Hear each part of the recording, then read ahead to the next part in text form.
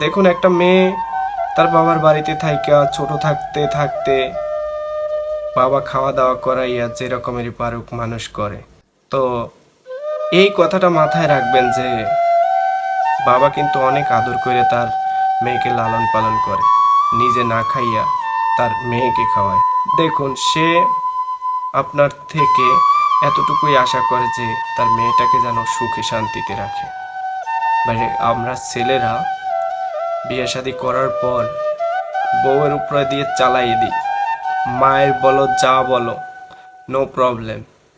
আসলে বাস্তবতার ক্ষেত্রে ভাই, বাস্তবতা বড়ই কঠিন। একটা মেয়ে কখনোই ভাবে না যে তার জীবনে ওই যে ছোট একটা বাচ্চা দেখে একসময় ভাবে, কি রে পায়খানা কইরা মাইখা ফালাইছে।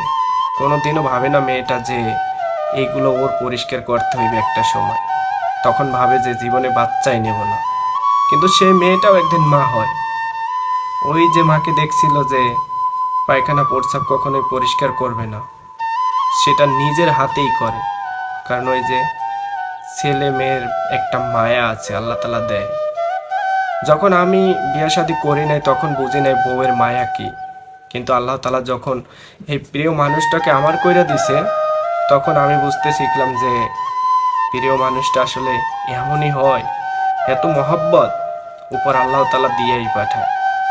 আসলে জীবনে যাই হোক, যখন আপনি একজন হাজবেন্ড হবেন, তবে আপনি আপনার ওয়াইফকে অনেক বেশি ভালোবাসা দিবেন।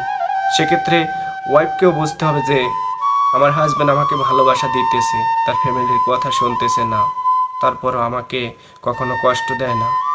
এগুলো বুঝে শুনেই জীবনযাপন করতে হইবে। হুট করেই কোনো কিছু সিদ্ধান্ত নেওয়া যাবে না। যেরকমের শ্বশুরবাড়ির মানুষ তো আসলে সবসময় একটা মেয়েকে জ্বালাতনের উপরে রাখে। সবাই না, সবার ক্ষেত্রে না। তবে হাজবেন্ডকে বুঝাই বলতে হবে, দেখো আমার এই প্রবলেমটা হইতেছে। এখন তুমি যদি হুট কইরা তাকে আছে দূরপ্রবাসে ফোন কইরা জ্বালাইতেছো যে দেখো এত কিছু আমার মাথায় মানে সহ্য হইতেছে না, আমি কেমন কইরা থাকবো, তবে আপনি ভুল করবেন।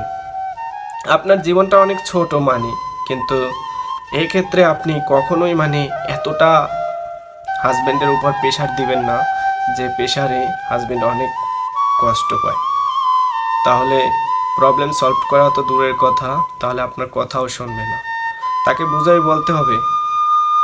বুঝাই বললে সব হাজবেন্ডরাই বুঝে। ওকে। আর হাজবেন্ডরা চায় তার প্রিয় মানুষটা তাকে বুঝুক, তার কষ্টের সময় পাশে থাকুক। এটাই, আর কিছুই না।